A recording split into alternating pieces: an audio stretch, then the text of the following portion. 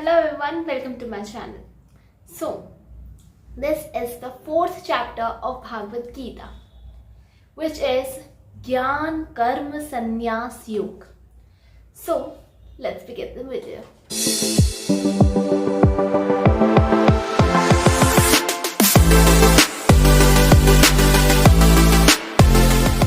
में से ऐसे बहुत से लोग होंगे जिन्हें लगता है कि मैंने बहुत सारे पाप किए हैं, मैं बहुत बड़ा पापी हूँ। मुझ जैसे पापी को ये परम ग्रंथ भगवद गीता भी तार नहीं सकती, सुधार नहीं सकती।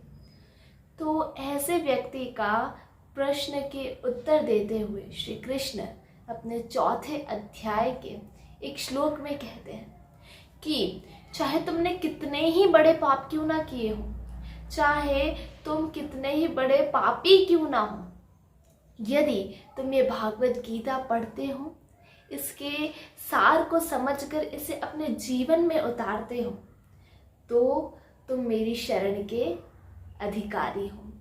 तो तुम्हारे सारे पाप क्षमा कर दिए जाएंगे यदि तुम इस भागवत गीता के अर्थ को समझकर मेरी शरण ग्रहण करते हो, मुझ पर विश्वास व श्रद्धा रखते हो। So, this is the first learning of Bhagavad Gita. Let's move to the second learning.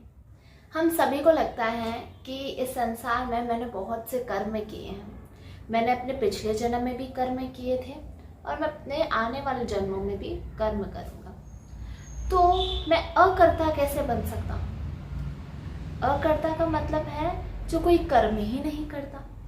मैं ऐसा व्यक्ति कैसे बन सकता हूँ जबकि मैं हर एक क्षण कर्म करता हूँ। मैं जब सांस लेता हूँ तब भी कर्म करता हूँ, मैं सोता हूँ तब भी कर्म करता हूँ, और जब बैठा रहता हूँ तब भी कर्म करता हूँ। तो मैं अकर्ता कैसे बन सकता हूँ? तो श्री कृष्ण, श्री भगवान इस प्रश्न का उत्तर देते हुए कहते हैं कि यदि आप अपने आप को आत्मा मानते हो, यदि आप स्वयं को पहचान जाते हो कि आप श्री कृष्ण के अंश हो, उन्हीं के संतान हो, तो ये जो शरीर रूपी जो कर्म है वो आपको भोगने नहीं पड़ते हैं। क्योंकि शरीर रूपी जो कर्म है उसके भोग केवल उसी व्यक्ति को भोगने पड़ते हैं जो अपने आप को ये शरीर मानता है, ना कि एक आत्मा।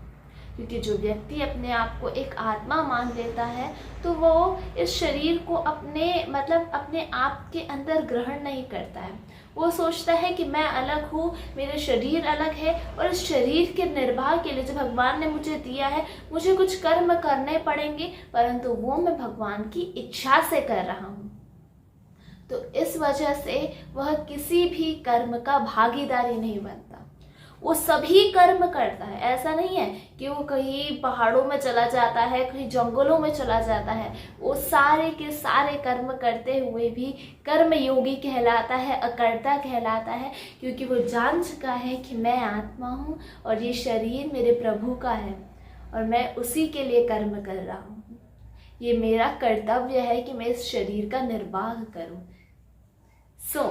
This is the second learning of this chapter. Let's move to third. मैंने आपको अपनी पिछली वाली लर्निंग में बताया कि अकर्ता हमें कैसे बनना है। तो अब यह अकर्ता होता क्या है, अकर्ता का एक्चुअल मीनिंग क्या है, तो उसको हम इस वाली जो लर्निंग है उसमें देखेंगे।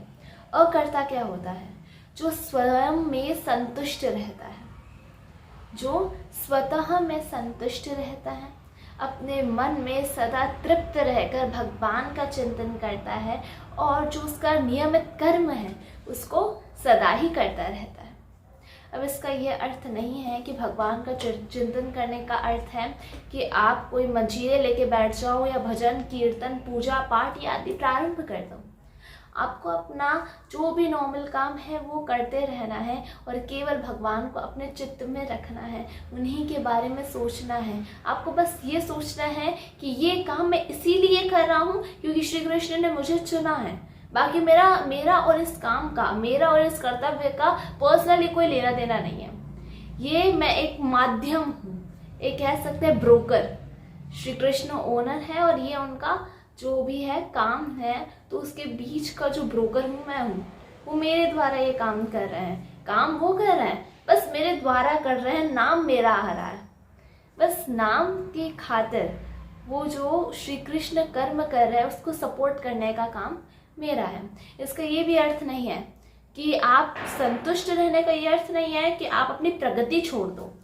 यदि आप कोई बहुत बड़ा कोई काम कर रहे हो या बिजनेस टाइप कुछ कर रहे हो तो आपको एक नॉर्मल लेवल मिला और आप अपनी प्रगति छोड़ दोगे कि मैं अपने पास मेरे को जितना मिल गया उतने में मैं संतुष्ट हूँ, इसका ये भी अर्थ नहीं है। आपको अपनी प्रगति सदा ही जारी रखनी है, परंतु जो प्रगति में अगर बीच में कोई बाधा आती है या आप प्रगति नहीं कर पाते हो, कहीं रुक जाते हो, तो आपको परेशान नहीं होना है, क्योंकि आप सदा ही संतुष्ट हो अपने हृदय में। तो उस हृदय की संतुष्टि को ध्यान में रखते हुए आपको दुनिया के सारे कर्म करने हैं, तो आपको ना कभी दुख होगा, ना ही कभी बेचैनी, ना ही कभी चिंता। So this is the third learning of Bhagavad Gita.